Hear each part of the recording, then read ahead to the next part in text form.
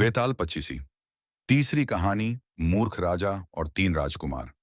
यह कहानी राजा विक्रमादित्य की है, जिन्होंने अपना वचन निभाने के लिए महायोगी शांतिशील के आदेश पर बेताल नामक एक रहस्यमय पिशाच को श्मशान घाट से पकड़कर लाने का असंभव कार्य अपने हाथ में लिया था। बेताल एक वृक्ष पर उल्टा लटकता था और हर बार राजा को अपने वश में करने के लिए एक नई कहानी सुनाता था और अंत में एक गूढ़ प्रश्न पूछता था। एक रात जब विक्रमादित्य वेताल को अपने कंधे पर लाद कर ले जा रहे थे, वेताल ने चुप्पी तोड़ी और राजा को बांधने के लिए अपनी तीसरी कहानी शुरू की। वेताल की कहानी। मूर्ख राजा और तीन राजकुमार। प्राचीन काल में धर्मपुरी नामक एक सुंदर राज्य था। इस राज्य पर राजा रुद्रसेन का शासन था। राजा रुद्रसेन स्वभाव से भले थे, पर निर्णय लेने में अत्यंत मूर्ख और अस्थिर बुद्धि के थे। उनके तीन पुत्र थे, बलभद्र, सत्यव्रत और धर्मपाल। तीनों ही राजकुमार अत्यंत गुणी, पराक्रमी और राज्य चलाने की क्षमता रखते थे। जब राजा रुद्रसेन वृद्ध हुए तो उन्होंने सोचा कि अब उन्हें सिंहासन अपने किसी योग्य पुत्र को सौंप देना चाहिए। उन्होंने अपने मंत्रियों, विद्वानों और नागरिकों की सभा बुलाई और घोषणा की, मेरे प्यारे देशवासियों, अब मैं बूढ़ा हो चला हूं। मेरे तीनों पुत्रों में से किसे राजा बनाया जाए, यह निर्णय लेने में मैं असमर्थ हूं। मैं चाहता हूं कि आप सब मुझे उचित सलाह दें। मंत्रियों और सभासदों ने एक एक करके तीनों राजकुमारों के गुणों का बखान किया। राजकुमार बलभद्र सबसे बड़े पुत्र, बलभद्र पराक्रम में अद्वितीय थे। वह एक महान योद्धा थे, जिन्होंने कई बार पड़ोसी राज्यों के हमलों से धर्मपुरी की रक्षा की थी। उनके मंत्री ने कहा, महाराज, बलभद्र जैसा वीर इस धरती पर कोई नहीं। सिंहासन एक शक्तिशाली बाहुबल वाले राजा को ही शोभा देता है। यदि बलभद्र राजा बने तो धर्मपुरी की सीमाएं हमेशा सुरक्षित रहेंगी।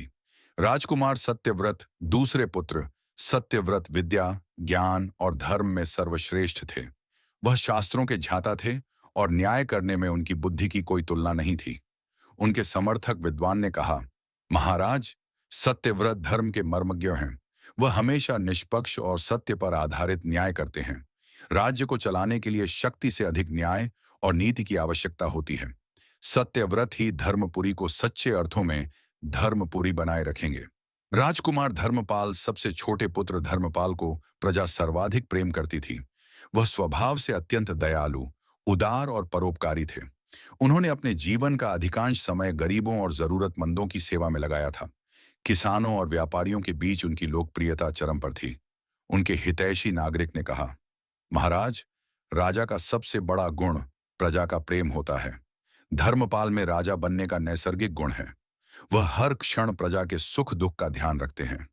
उनके शासन में कोई भी व्यक्ति भूखा या दुखी नहीं रहेगा। राजा रुद्रसेन इन सब बातों को सुनकर और भी अधिक भ्रमित हो गए। हर कोई अपने पसंदीदा राजकुमार के पक्ष में तर्क दे रहा था। तीनों राजकुमारों के गुण इतने प्रबल थे कि किसी एक को चुनना असंभव लग रहा था। अंत में मूर्ख राजा रुद्रसेन ने एक ऐसा निर्णय लिया जो उनकी मूर्खता का चरम उदाहरण था। उन्होंने सोचा कि यदि मैं किसी एक पुत्र को राजा बनाऊंगा तो बाकी दो मुझसे नाराज हो जाएंगे और राज्य में कलह हो जाएगा। उन्होंने घोषणा की, चूंकि मेरे तीनों पुत्र समान रूप से श्रेष्ठ हैं, इसलिए मैं किसी एक को राजा नहीं बनाऊंगा। मैं धर्मपुरी राज्य को तीन बराबर हिस्सों में बांट दूंगा और तीनों पुत्र अपने अपने हिस्से पर शासन करेंगे। इस प्रकार तीनों को संतोष मिलेगा और मैं शांति से अपने अंतिम दिन व्यतीत कर सकूंगा। राजा के इस निर्णय से पूरी सभा स्तब्ध रह गई। बलभद्र को राज्य का वह हिस्सा मिला जो सबसे अधिक रणनीतिक और सामरिक महत्व का था, जिसकी सीमाएं शत्रु राज्यों से मिलती थीं। सत्यव्रत को राज्य का वह हिस्सा मिला जो आर्थिक और व्यापारिक दृष्टि से सबसे समृद्ध था, जहां सबसे उपजाऊ भूमि और बड़े नगर थे। धर्मपाल को राज्य का वह हिस्सा मिला जो भौगोलिक रूप से सबसे कठिन और दुर्गम था, जिसमें ज्यादातर पहाड़ और जंगल थे, पर जहां प्रजा उन्हें अत्यधिक प्रेम करती थी। शुरुआत में तीनों ने खुशी खुशी अपने अपने हिस्से पर शासन करना शुरू किया, लेकिन जल्द ही राजा के मूर्खतापूर्ण निर्णय के परिणाम सामने आने लगे। बलभद्र को लगातार अपने राज्य की रक्षा करनी पड़ती थी। धन की कमी के कारण वह सेना का विस्तार नहीं कर पाया और अंततः पड़ोसी राज्यों के हमले में उसका राज्य सबसे अधिक नुकसान झेलने लगा। सत्यव्रत का समृद्ध राज्य आर्थिक नीतियों के कारण जल्द ही एक दूसरे से प्रतिस्पर्धा करने लगा। व्यापारिक युद्ध छिड़ गया और चूंकि उसके पास बलभद्र जैसा सैन्य बल नहीं था, इसलिए बाहरी राज्यों के लुटेरों ने उसके समृद्ध नगरों को निशाना बनाना शुरू कर दिया। धर्मपाल ने अपनी प्रजा की सेवा में सब कुछ लगा दिया। उसकी लोकप्रियता चरम पर थी, पर राज्य की कठिन भौगोलिक स्थिति के कारण वह पर्याप्त राजस्व नहीं जुटा पाया। जल्द ही उसके राज्य में भी गरीबी बढ़ने लगी।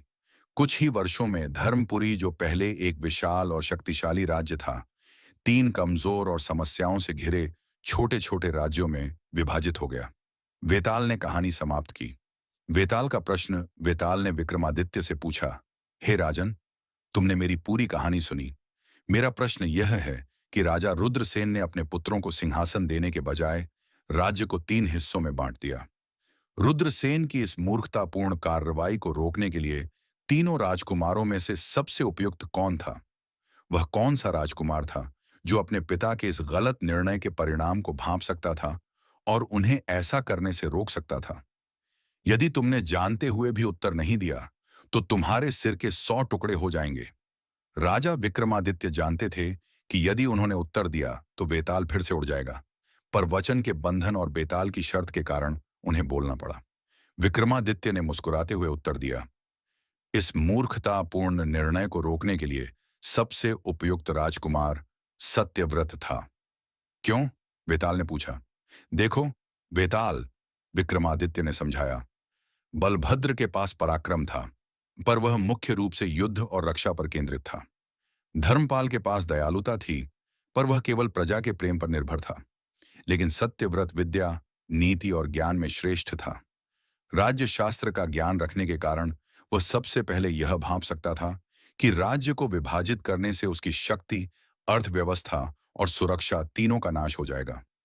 वह अकेला राजकुमार था जिसके पास ज्ञान और बुद्धि थी, जिससे वह राजा रुद्रसेन को तर्कों के आधार पर समझा सकता था कि एक मजबूत राज्य को अखंड रहना आवश्यक है। राज्य को खंडित करना केवल शक्ति और एकता को कमजोर करता है। विक्रमादित्य के तर्क संगत उत्तर से वेताल संतुष्ट हुआ, पर शर्त के अनुसार उसने एक जोर की हंसी लगाई और राजा के कंधे से उतरकर फिर से उसी पेड़ की ओर उड़ गया जहां वह उल्टा लटकता था। विक्रमादित्य ने एक गहरी सांस ली और वेताल को फिर से पकड़ने के लिए दृढ़ संकल्प के साथ आगे बढ़े।